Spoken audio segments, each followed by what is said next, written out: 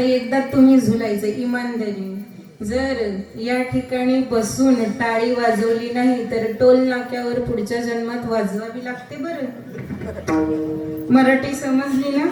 फार विचित्र आहे मराठी.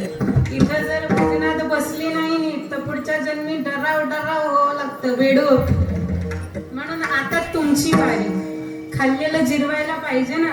ज्याचं खावं मीठ त्याचं काम करावं. कोणी तुम्ही थांबा, तुम्ही करा. कसं करावं का? बस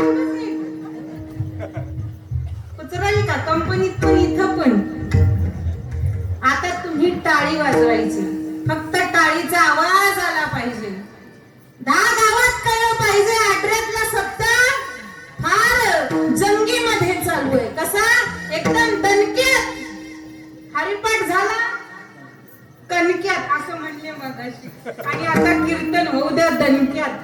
म्हणून आता तुम्ही एकदा मस्त वाजवायचा. ज्याने तुम्हाला हात दिलेत, नाकातली आणली नवऱ्याने की अख्ख्या गावभर मिरवत फिरता. ज्याने नाक दिलंय त्याला एकदा तरी म्हणता का की बाबा नाक नसतं तर नाकातली घातली कुठं असती. म्हणून एकदा तुम्ही टाळ वाजवायची नाही. एकदम प्रामाणिकपणे. नाही तर पुढच्या सप्त्याला राहणार नाही तुम्ही.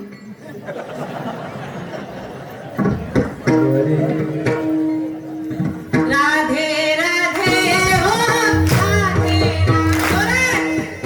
राधे. भगवंताला सुद्धा हेवा वाटलं पाहिजे आपल्या प्रेमाचा. जोरात जोरात भांडायला कंबर करून उभं राहतो आपण. राधे राधे हो राधे राधे.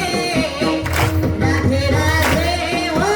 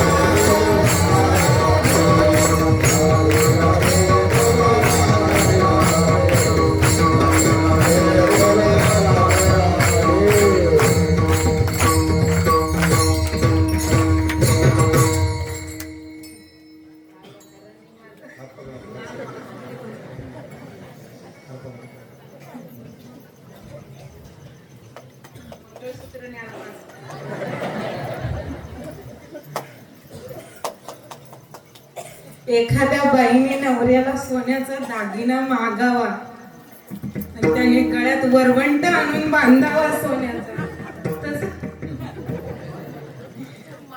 अति सर्वत्र वर्जयेत. हे की नाही? प्रेम आहे महाराज, आणि हे प्रेम फार नशिबाने मिळतं. आतापर्यंत या मंडळीने मला फक्त कामात पाहिले, फार जवळची माणसं आहेत माझ्या, ज्यांनी मी ज्या निराधार आळंदी माझा जन्म आळंदीतला आहे बाबा.